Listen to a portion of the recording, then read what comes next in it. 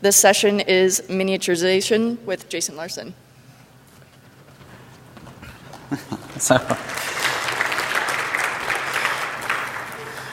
Yes, so everybody's off watching Bruce Schneier. Oh.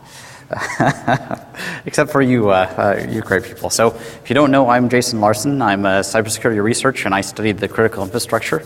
So for the last few years, I've been studying remote physical damage. And so I've got a series of experiments that I'm working on, and this is actually the results of the first stage of the experiment.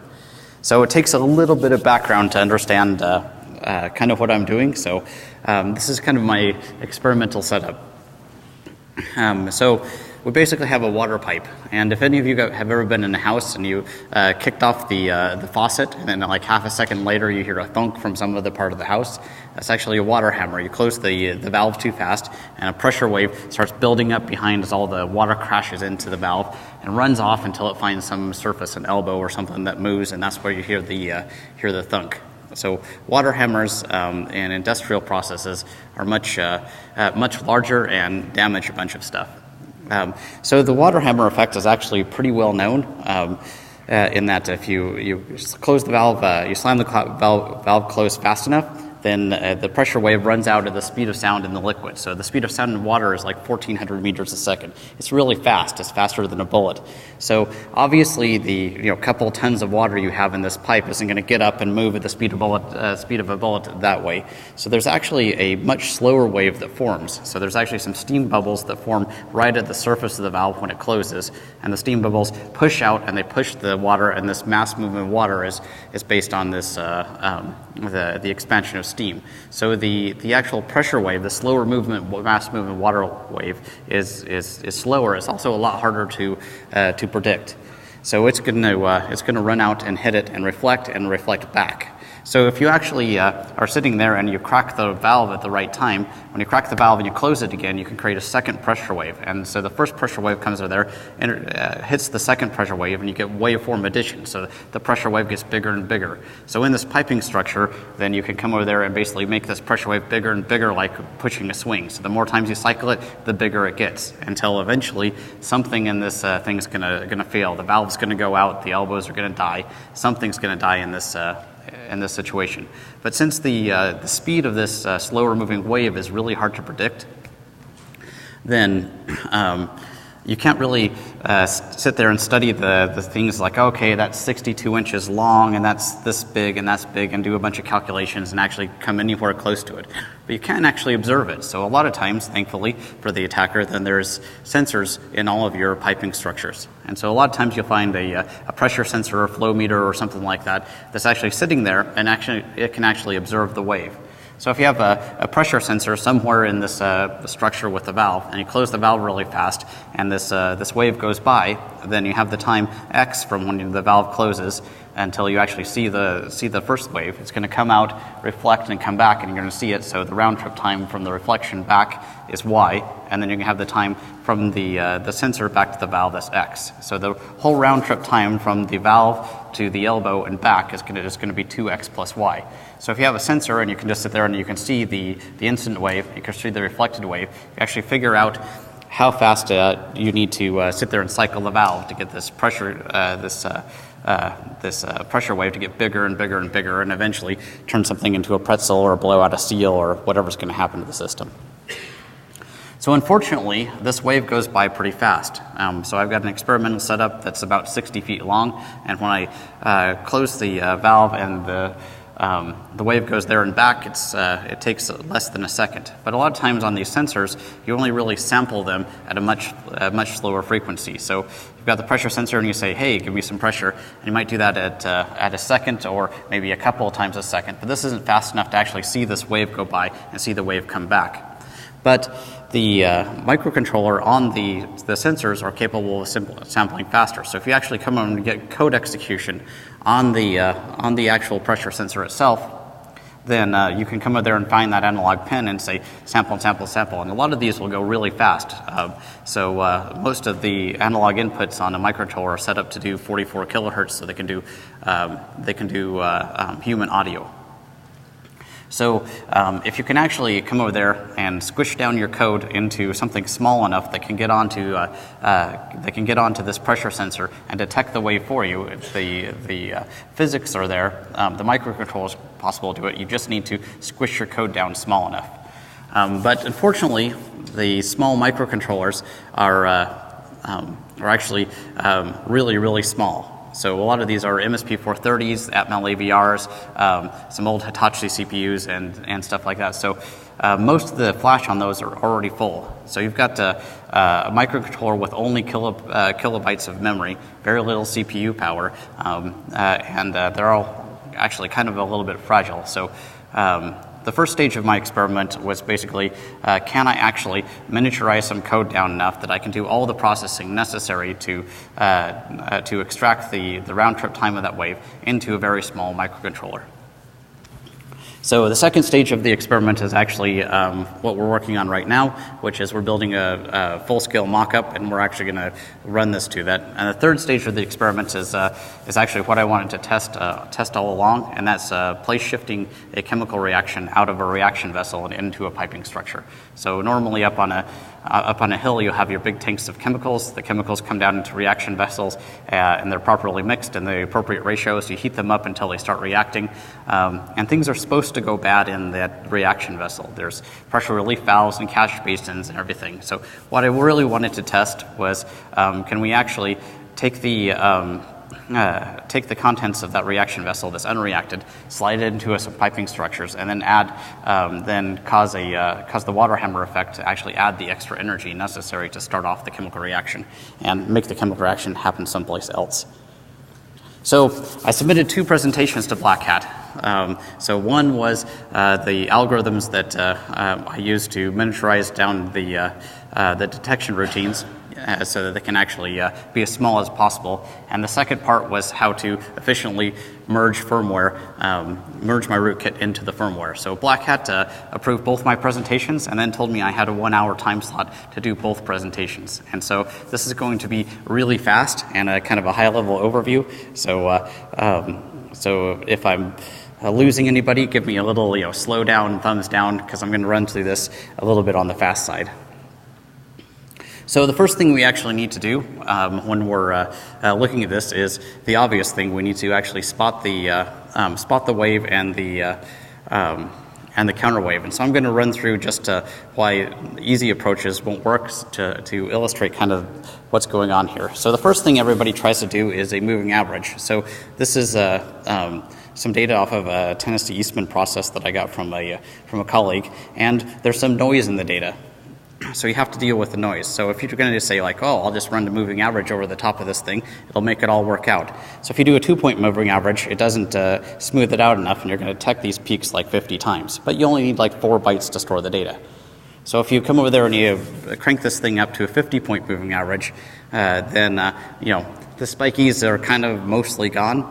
But now you need 200 bytes just to store the history for your moving average. If you go all the way up to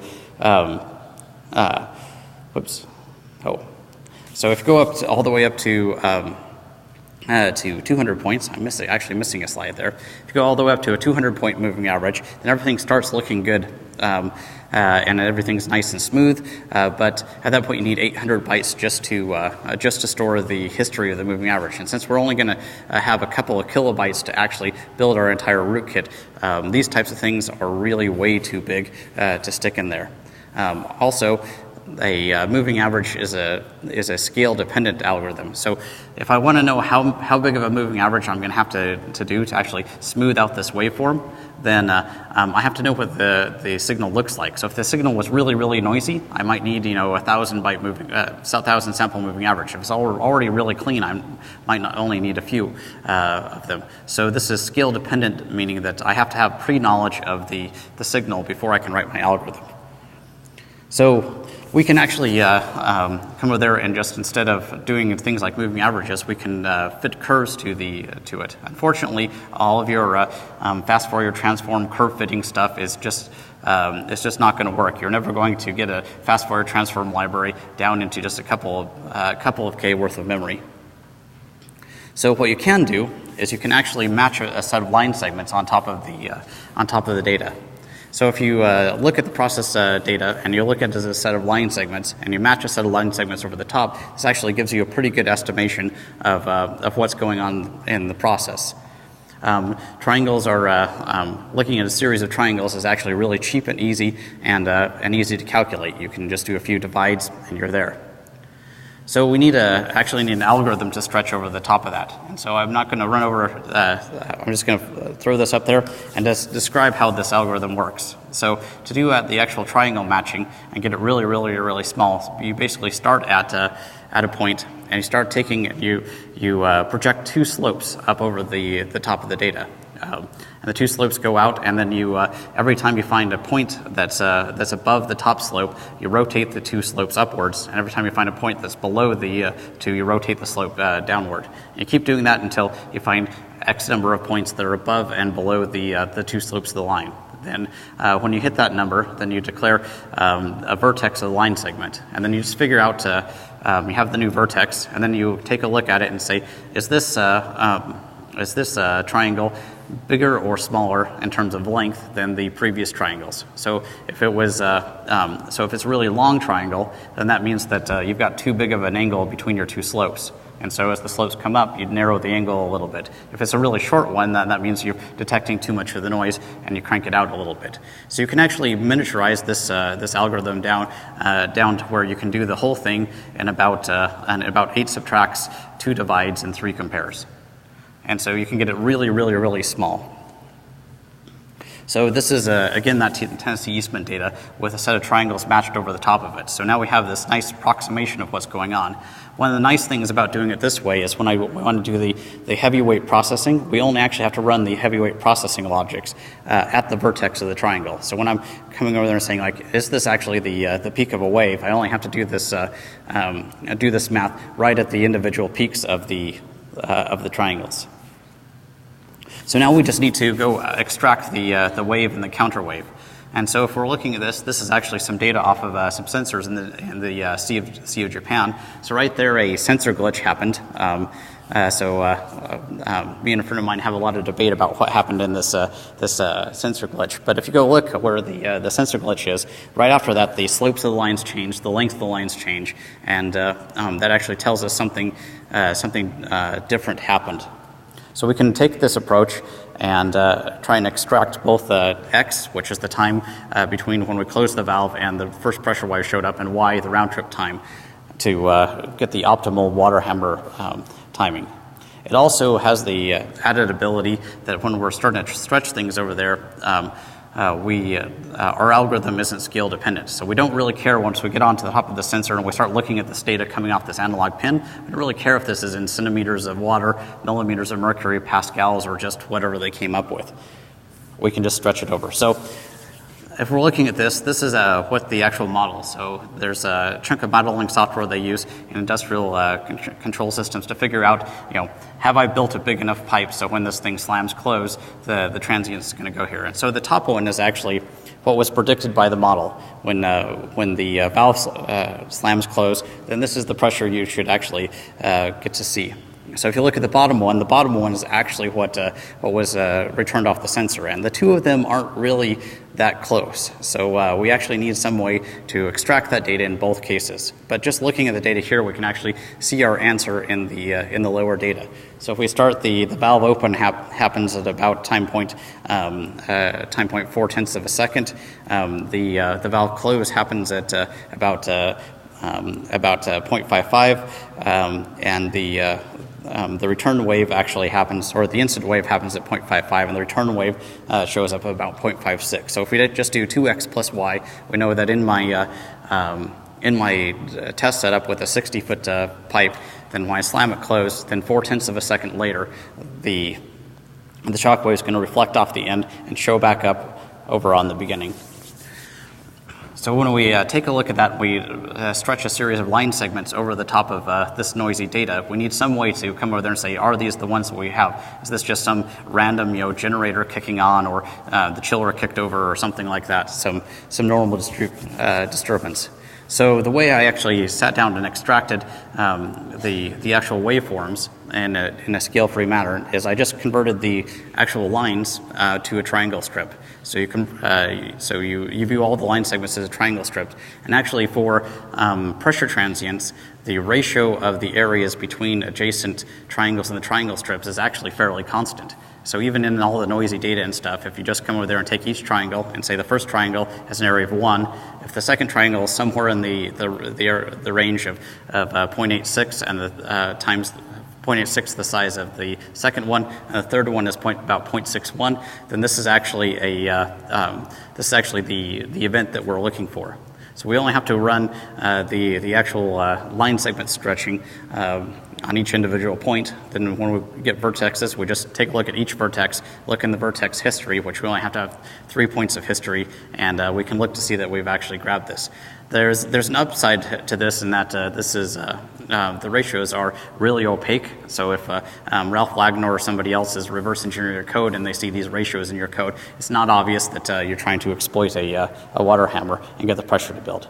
So we get this down to fit into pressure sensor, and it weighs in at about 700 bytes, which is kind of an ouch when you only have a couple of kilobytes to deal with, but it works. So the next thing we've got to do is actually spoof the operator. So we're going to come over here and we're going to be cycling the valve and causing pipes to jump and things to fail. We don't really want the operator to see all this stuff going on.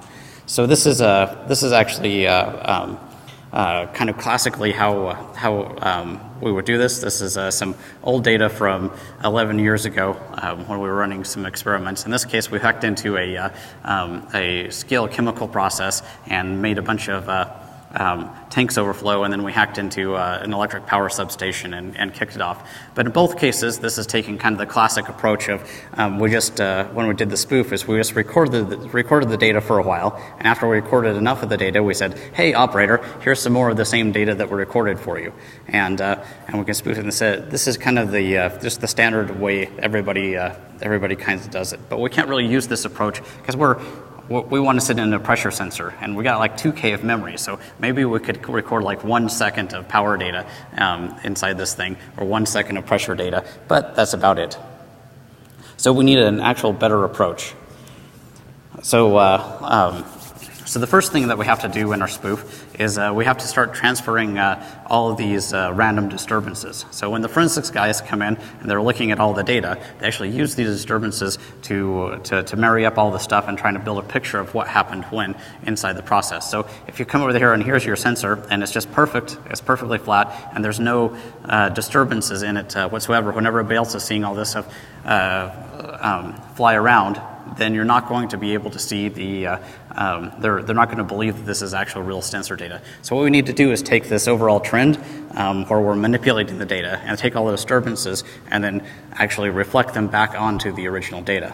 But we can actually use the triangles that we built earlier to accomplish this. So here we have some lines fit over the top of this particular one with a disturbance where the chiller kicks on, and all we have to do is move the midsection of each line back up onto a flat line and just take all the deltas and push them back up, and we now have a nice flat line that's believable to the operator that has all the disturbances. So when all the other sensors see things going on, this sensor is going to see things going on as well.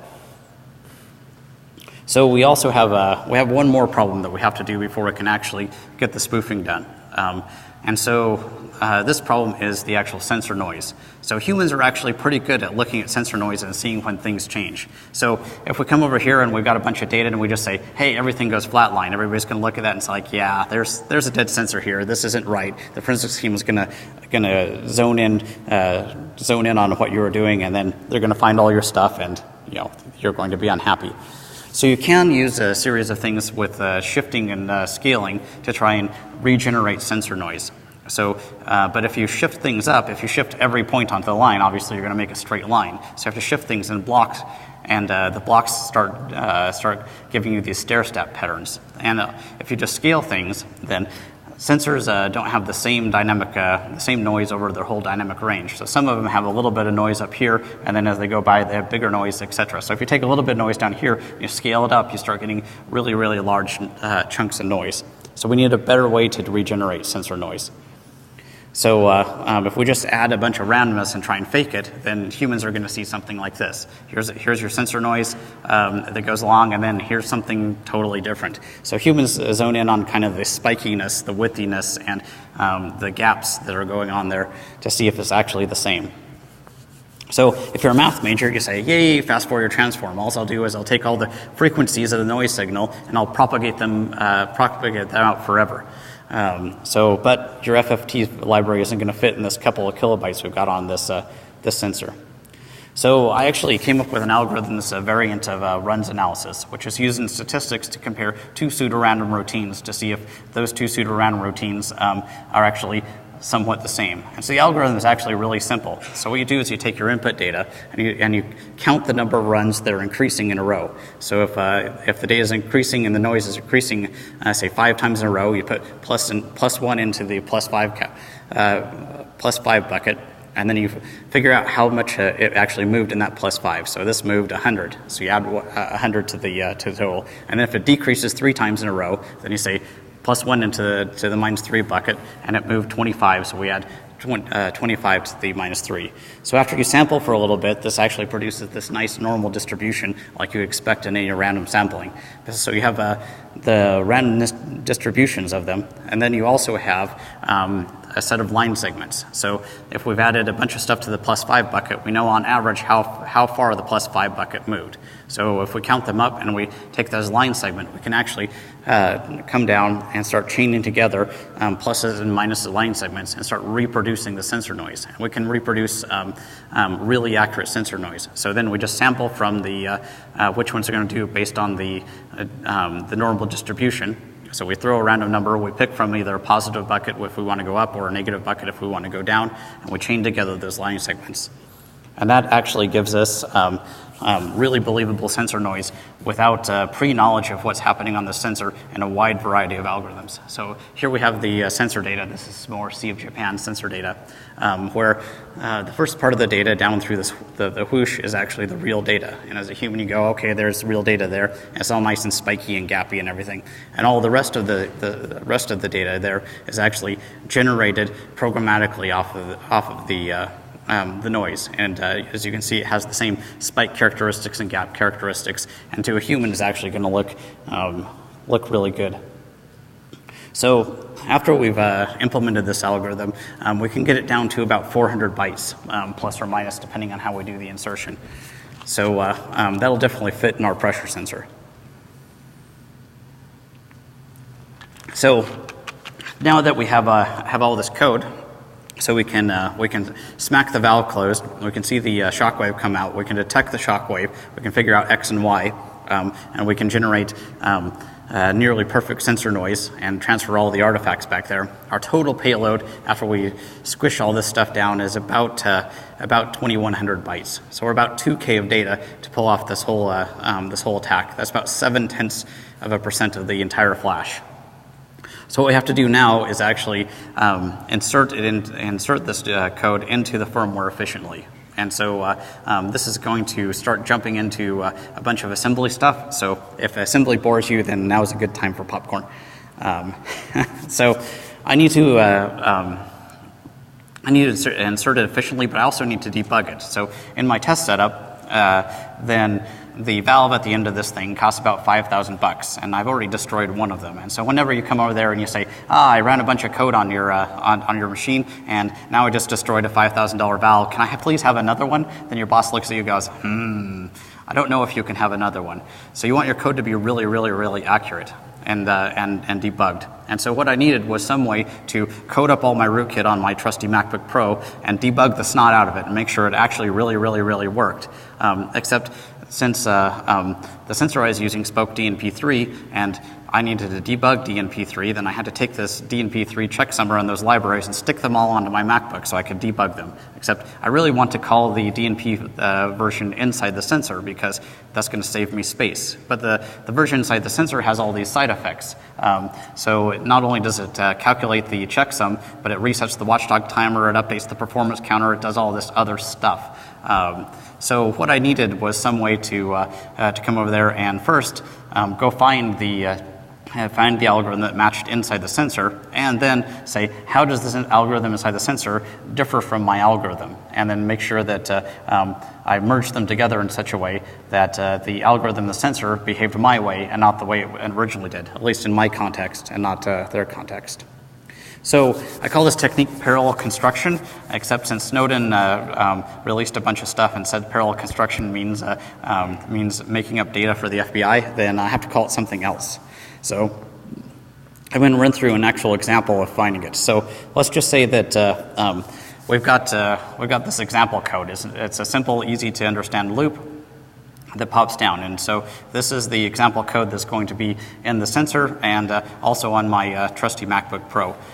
So the first thing I have to do is be able to figure out which of these functions inside the sensor is actually the same one on my MacBook. So as an illustration, I've compiled it down for two different architectures here. So the first architecture is an MSP430, and you can see it sets up some arguments, runs around in the loop a little bit, and then returns the arguments back. And so this is the same function that's written in ARM assembly. So we set up the arguments, we run around the loop, and return it back. So structurally, it's really the same. But this is an apples to oranges comparison. We can't directly compare MSP430 assembly instructions and ARM assembly instructions. So we need to transform them in some way. But they have the same basic structure. They have a preamble, they allocate some stuff on the stack, they set up some, they zero some variables until they get to the actual logic, then they clean up and they go home. So they have the same types of sections, they just have different assembly instructions. So the way I solve this is actually by converting things to micro-ops. So an assembly instruction is actually a complex beast. It does more than one thing. So if you do like a push EAX, that's actually a complex instruction. It does two things. It subtracts 4 from the stack pointer, actually moves whatever is an EAX into the pointer that the stack pointer points to. So one of the things that we can do then is we can take both of these assemblies and we can describe them as this in the same micro-op language.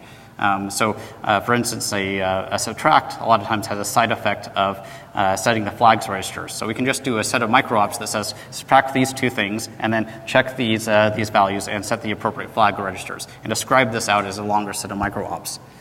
So let's go back to the two functions that we have here. The bigger one at the top is the ARM assembly, and the lower one at the bottom is the MSP430 assembly.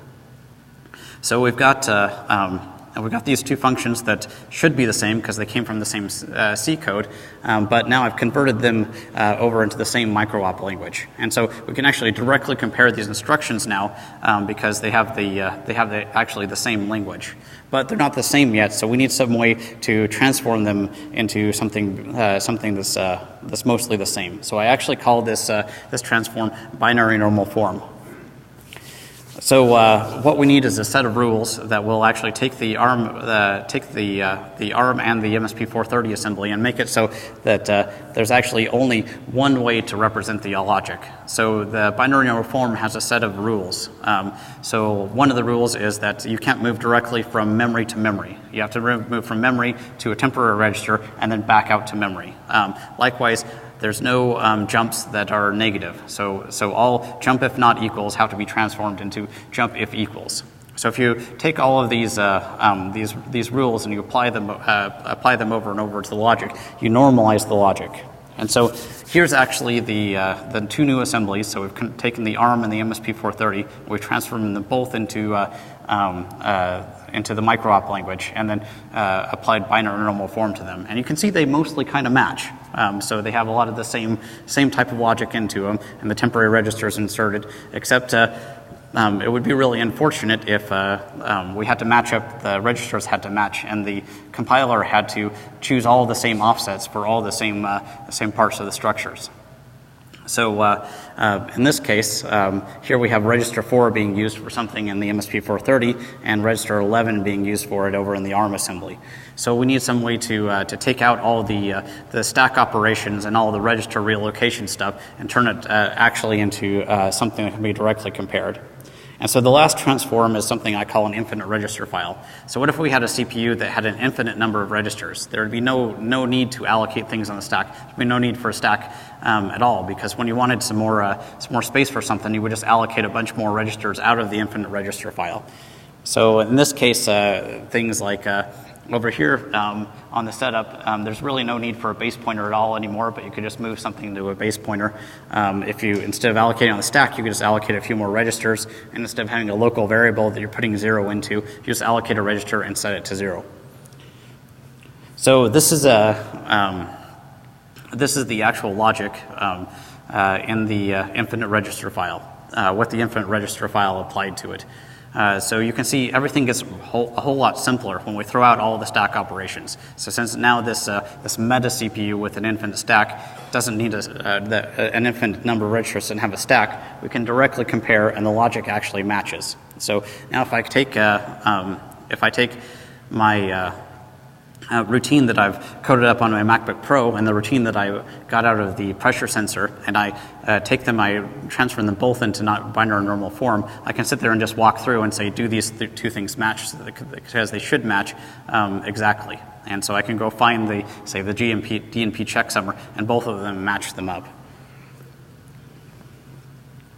So, but let's just say that the version of the software that I compiled down on my MacBook isn't exactly the same as the version of the software that's inside the sensor itself. So in this case, let's say I've got the same loop that's in there, and I have my evil loop that adds 4 to it every time it goes around. So these two loops are very, very similar, but they're not exact. So what we need to do is have some way that we can go look at it and say, how similar are they? And what are the differences? So in this case, I've got a checksummer inside the firmware that has all these side effects. Basically what I'm asking is, when I merge these two together, what are the side effects? So I can get rid of the side effects. So if we compile them down and we switch them into a normal form,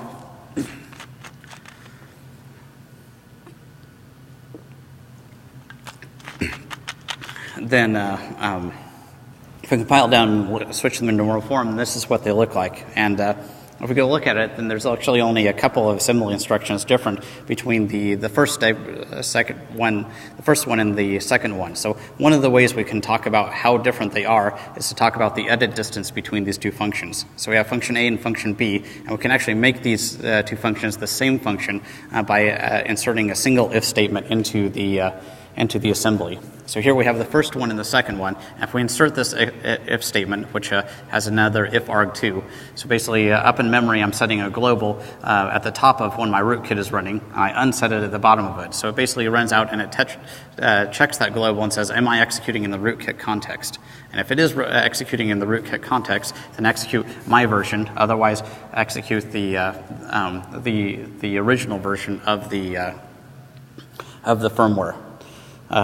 So we can come over there and look at these two functions, but what we really want to know, is some way to automate finding these functions that are mostly the same, but a little bit different. And we also want to automate how we actually find the blocks that are different between these two functions, and then insert a bunch of if statements into them so that we can merge them together. So luckily, there's an algorithm that can help. Probably most computer science majors have heard of Needleman-Wunsch. What Needleman-Wunsch does is it takes two input strings and finds the closest match between those two input strings. So in this case, we've got inserting code is fun and inserting rootkits is fun. And if we tell it to go align these two, it aligns them like is below. So since the first string is shorter, it's got to insert a few spaces into it to look at it. So these two strings actually have an edit distance of 2. If we start comparing the things that match, inserting matches until we get to a section that doesn't match, and so there's the first edit, and then there's a second edit, and everything matches up. We can also calculate an efficiency of the two matches. So in this case, we have 18 characters that are the same and 10 characters are the different. So we can just divide that up and say this is so many percent efficient if we actually merge these two things together. So if we take our two functions, we've got function A and function B, my evil version, then what we could do is we can just turn these micro-ops into a set of letters. Needleman-Wunsch doesn't declare an alphabet, just that there's unique letters. So if we just create a transform to take every micro-op and then turn it into a letter, then we can generate a string of micro-ops after we convert them to normal form, and then we can compare the two of them. So since I do this all nice and binary-wise, then I created some fanciful letters for these, since binary doesn't show up on slides very well. So in this case, we have a set of letters that are micro-ops for function A and a set of letters that are the micro-ops for function B. And so we shove the two of them through Needleman Wunsch, and this is the output string that it got between the two of them. And so if we could start looking at it, we just take all the letters that actually match, and those are the same between the two functions. And we take the sections that don't match, and those are the ones that we have to enclose inside of an if then else, or an if and else block, and then the rest of them that match come over there. So if we take a look at that, where these two things are, it actually even tells us where to insert the if. So as soon as we find a section where the letters don't match, then we say those are enclosed within the if, and the others, the original one's in the if, the other one's inside the else block. So so if we take these and we have if and else's, then we can actually start calculating whether or not it's sufficient to insert this into the architecture. So if we actually know that inserting an if statement costs us 8 bytes or 16 bytes, then we can come over there and say here's the whole function. This is going to take two ifs. If we merge them together, do we have more than 8 bytes of savings between merging these two functions together? And we can start doing those. So if we can match functions, then we should be able to match entire subassemblies. So if somebody compiled OpenSSL down for one architecture and OpenSSL down for another architecture, then we should be able to match the entire OpenSSL subsystem between the two. And we can do that simply by running around and taking all the function graph. We can take all of the leaf functions that we have in the two graphs and find the best match for every leaf function.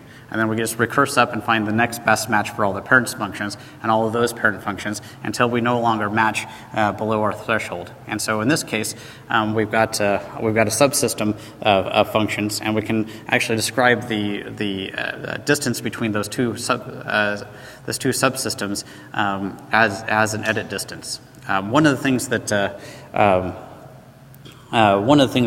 this allows you to do then is, as you're inserting the rootkit, you don't care if the vendor is actually changing the version of the assembly in his target rootkit. So if he's running the micro IP stack inside of his firmware, and he updates to the new version of the micro IP stack, and I've got an old version inside of my rootkit code, then I can just come over there and say, like, oh, just give me the best your best effort match as I insert you into the new firmware. And so when I insert it into the new firmware, then it'll just be a less efficient insert.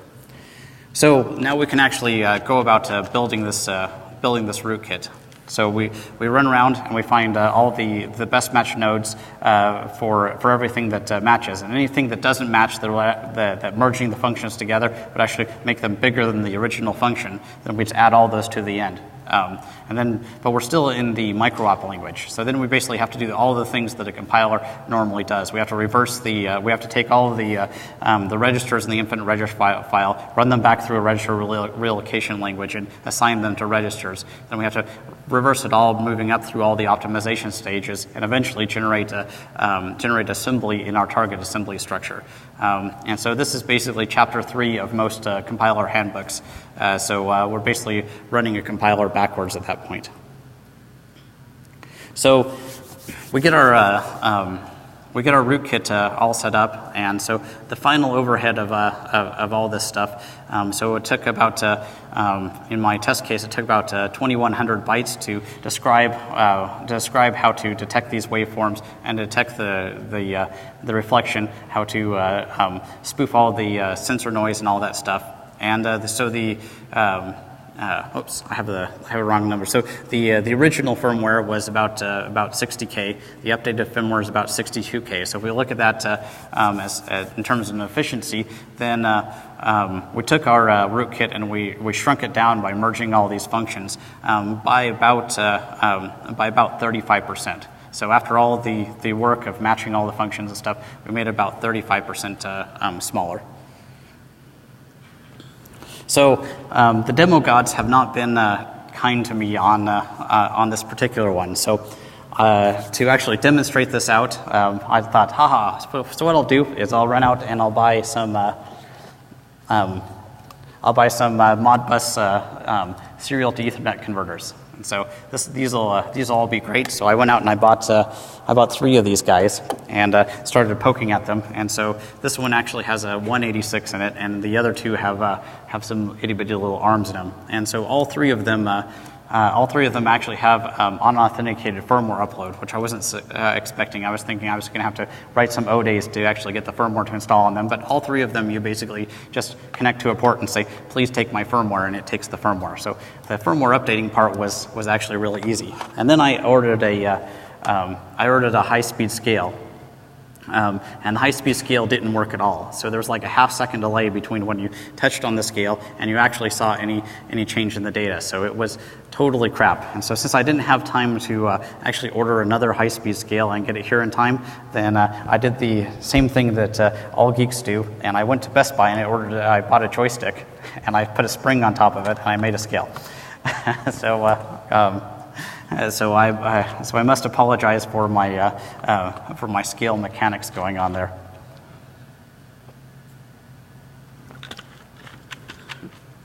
So in this case, I'm just going to pop over here and so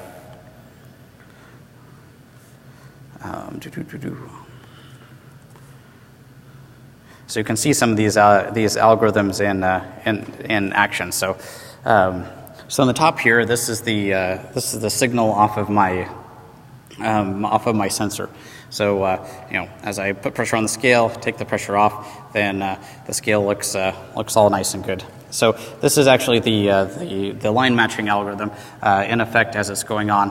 So in this case, I'm not exporting that from the microcontroller. I'm just recreating the logic that's inside the microcontroller actually in it. So if we go look at it, then this is the data part. So whenever we're looking at the data to see if stuff is going up and down in the appropriate fashion, then as I trigger my detection as well, going up and down. And so then this is actually the noise generation. So this is the native noise up on top of it. And then down here, then this is a computer generated noise just off of the top of the sine wave. So we've taken via Run's analysis, and we've broken all of this down into its components, and then we're just randomly sampling out of the pools to generate this sensor noise. So the primitives that we have are just the straight line segments that have been miniaturized and inserted, and the sensor noise. And so from there we can start extracting all of the artifacts that we need, and then generating any spoof that we want, whatever we want to show the operator.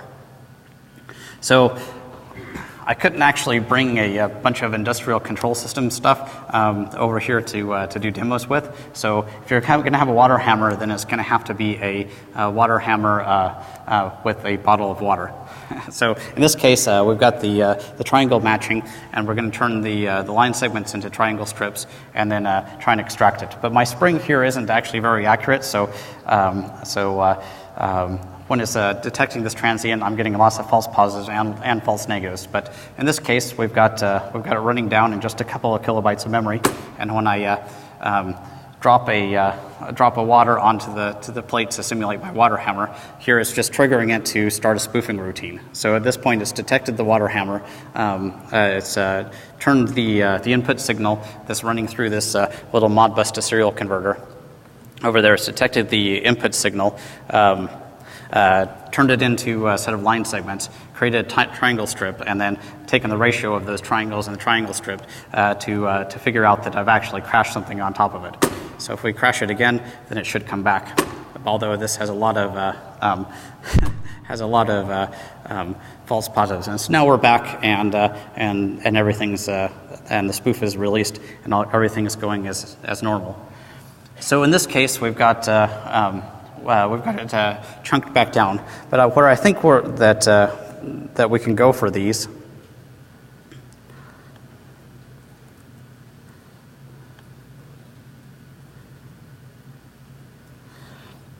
is I think we're about a year away from actually getting Metasploit for firmware and industrial control systems. So since I was able to do the insertion in such a generic way, then a lot of these devices reuse code. Like tons of devices buy the Square D, D&P stack. And that's what they use to speak DNP3. So if they're all reusing the same code, then we should be able to make generic insertion routines that come over there and take the firmware out, break the firmware down into a normal form, and actually do some detection. So if we take all the leaf nodes in our sample DNP stack and we match them to all these leaf nodes inside the firmware of the device, we can sit there and match and get a percentage chance that this is actually this particular vendor's DNP stack or this particular vendor's Modbus implementation. And so if this is in multiple products across multiple vendors, we can just break it down and say, that matches 92%. I'm pretty sure that that's that particular vendor's stack.